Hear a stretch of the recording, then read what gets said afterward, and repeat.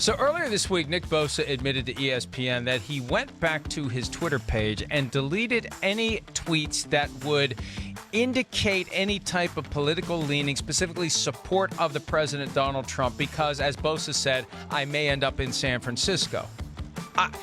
And everybody just kind of accepted that, like, oh, okay, that makes sense. Well, I don't get it.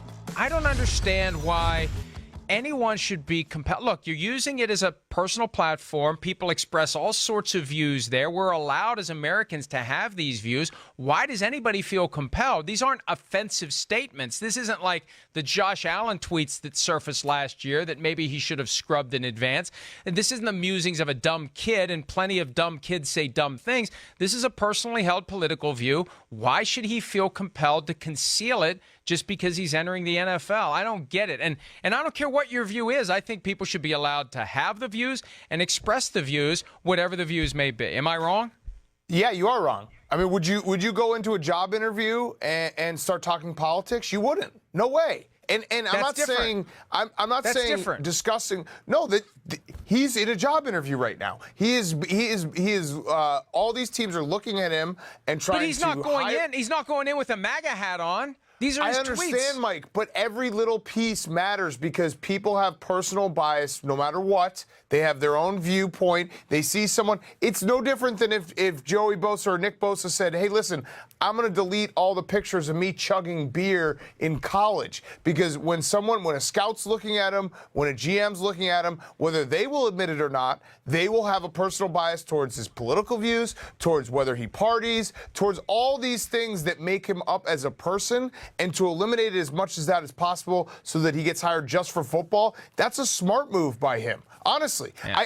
I'm not saying that it's wrong for him to, like, I'm not saying it's right or wrong that he has to delete the tweets or he shouldn't. I'm just saying that when you are going to get a job, when you are trying to have a new employer hire you for your services and get the top dollar, to eliminate all the personal bias that someone could have against you is a smart decision. Yeah, I look at it this way. I'm one of the top prospects in the draft. Draft me or don't. And if you don't, one of your competitors will, and then you're going to have to deal with me. I'm coming to play football. I'm here to play football. And if you don't want me, don't draft me. Mike, if I told you had the difference of making, $2 million or $5 million, and it keeps going up and up, and I said, hey, Mike, maybe delete a couple tweets from sophomore year of college, you would delete those tweets so fast. So fast. You can sit here today and pretend that you wouldn't, but if I told you a one or two tweets could be the difference of $1 million, those tweets would be gone before the $1 million even got out of my mouth. But, Big Cat, I don't understand. Look, the idea that Bosa came out and said, I've deleted my tweets supporting the president because I may end up in San Francisco, it's not going to the 49ers, because the tweets aren't there, they don't know about the issue? They know about the issue. He's talking about it openly. All right, well, yeah, obviously saying it openly after that, that's a different story. He probably should have just deleted them and forgot about them. But I'm just saying, if you have the opportunity to eliminate even a small doubt in someone's mind that could make you millions and millions of more dollars, I'd do it in a second. I would. You would too. I wouldn't. No, I wouldn't. Because here's the thing. If you're going to make decisions about football players based on those issues, you're going to have a crappy football team. Here's where it matters. Let me finish. I want to play for a team that is a good organization that is going to win. And the more the team wins and the more I contribute, the better I am, because I'm going to get paid a hell of a lot more on the back end. You can't be only thinking about the first contract. The differences between the draft picks and how much they make, it's not what it used to be. It's packed together a lot more tightly. It's not like when the difference between 1 and 2 and 3 and 4 was multiple millions of dollars. That's the way it was pre-2011.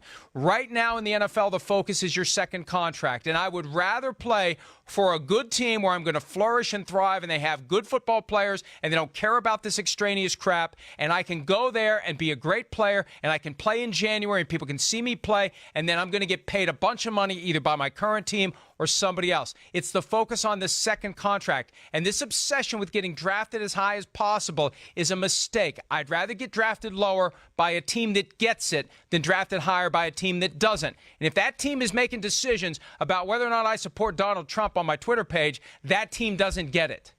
How many guys in the first round, if you go through the years, get their second contract, that big contract you're talking about? What is it? What would you guess? Half, right? Okay, so yeah, I care what my first contract is. I care about the difference of $10 million and $8 million.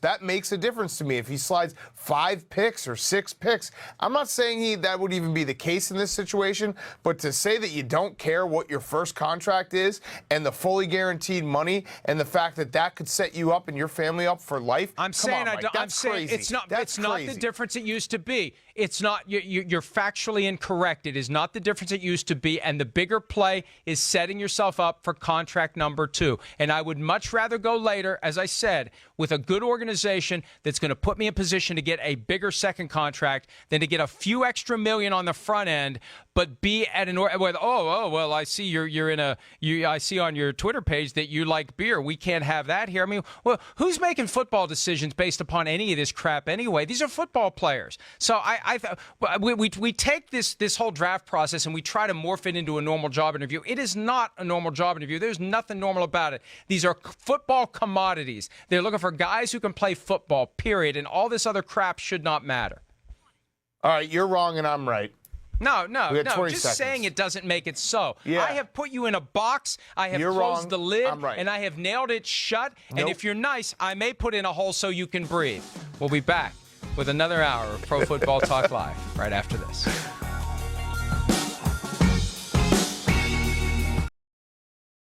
Hi, I'm Mike Tirico, and thanks for watching.